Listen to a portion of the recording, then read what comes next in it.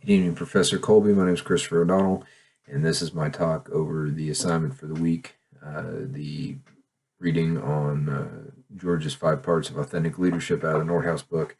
Those 5 parts being understanding your purpose, having a moral core, being able to build trusting relationships, having self-discipline, and then being passionate about your mission. I chose to profile General Curtis LeMay, general from the Army Air Corps in World War II, and then in the post-war period being the commander of the Strategic Air Command, and then finally Chief of Staff of the Air Force before his retirement in 1965. First and foremost, understanding his purpose. He knew he was a warrior. He knew that that was his calling in life. He was sure of this fact. He rose to prominence as a navigator in the pre-World War II era, was put in charge as flight lead and navigator lead for large bomber formations that navigated across wide swaths of the Pacific Ocean.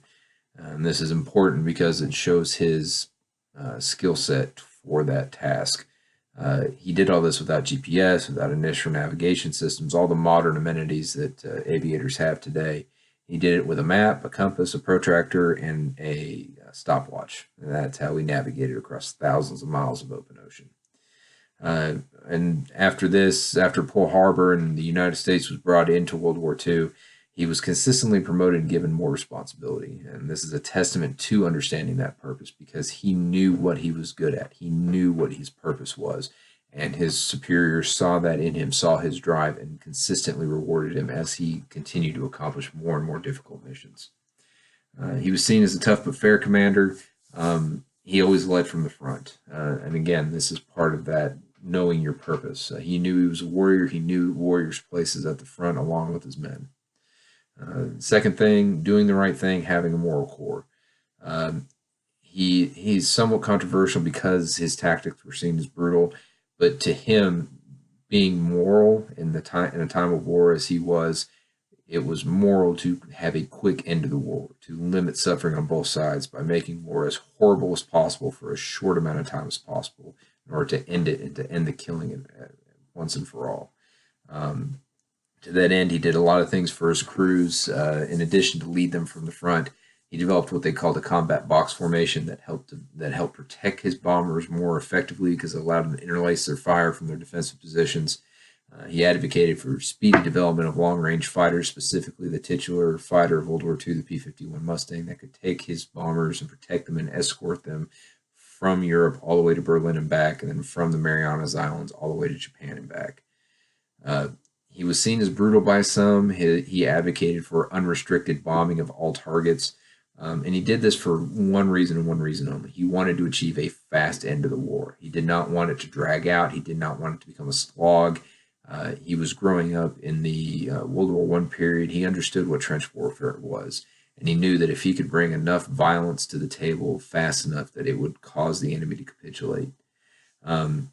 He expected much from his people, but he rewarded them with much. He didn't expect anything out of them that he didn't expect out of himself. And that's part of that morality, that ethical nature that he saw as doing the right thing. Rolling into trusting relationships, he took incredible care of his people. He trained them hard, but it was only with their survival in mind. He wanted their movements to be automatic. He said in the chaos of battle, he wanted their actions to be second nature. In the military, we have this kind of training. You want to not only know things by rote, being able to spit them out verbatim, but to have muscle memory, to have that quick reaction that can save your life and save somebody else's life. And again, he led from the front. That built that trust. Military members are very suspicious of people that tell them to go do something that puts their life at risk, but then the leader, the person giving them those orders, goes to the rear and is in very little, if any, danger. He led from the front. He shared his fellow aviators' hardships and risks.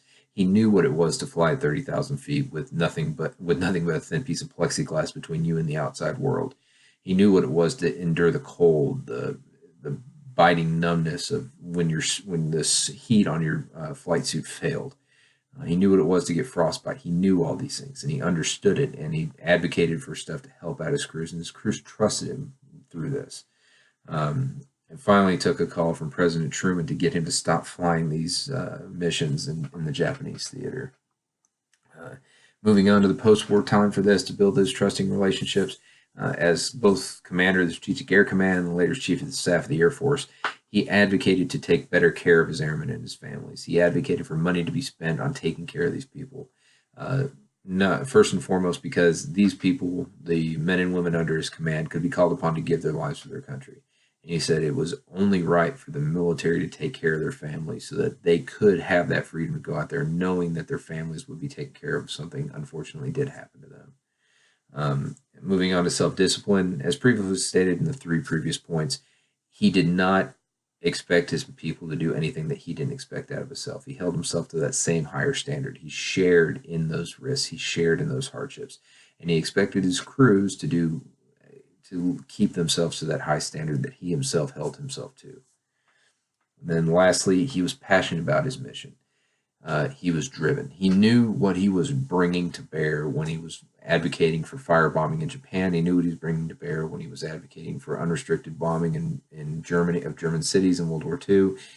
And he was quoted as saying, "If it shortens the war by a single day, then it was worth it." He wanted to save lives on both sides. He didn't like his bomber crews getting killed. He didn't like civilians getting killed. He didn't want to kill the enemy. But he knew that the only way to get the war to end was to bomb them into submission, basically, and to destroy their ability and their will to fight. Moving on to the post-war period, once nuclear weapons were implicated or were used in World War II, U.S. and Soviet Union, Cold War, he was on the point of wanting to use the weapons. Some say it was barbaric, some say it was ill-conceived, that he advocated for use of nuclear weapons both during the Cuban Missile Crisis and during the Vietnam War. But he wanted the United States to be so strong, and that the idea of fighting the United States to be so horrible for any enemy that nobody would dare try it. And then lastly, passionate about the mission. That passion again extended into how he cared and how he cared for his men and for their families. All the way up until his death in 1992, he was a vocal advocate to take better care of people, to provide better housing, better child care, better pay and benefits to his men. He wanted them to be taken care of so that they could be free to go off and fight if need be to protect the country. That's all I've got for today, sir. I welcome your thoughts and I welcome your feedback. Thank you very much.